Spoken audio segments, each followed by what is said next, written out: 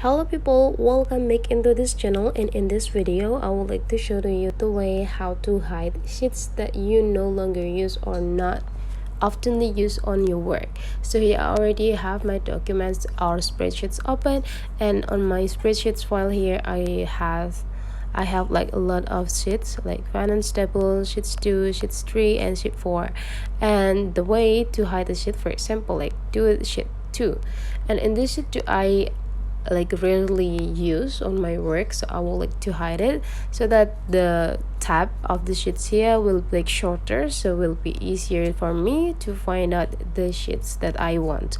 So to hide the sheets, you just need to go into the sheets that you want to hide, and you just need to go click twice, and after that you just need to go click hide right here, and the sheet will be hidden.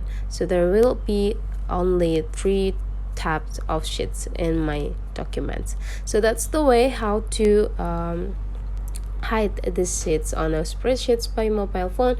Hopefully this tutorial today is useful for you, so don't forget to leave some comment, like, and subscribe into this channel, and I'll see you for the next video.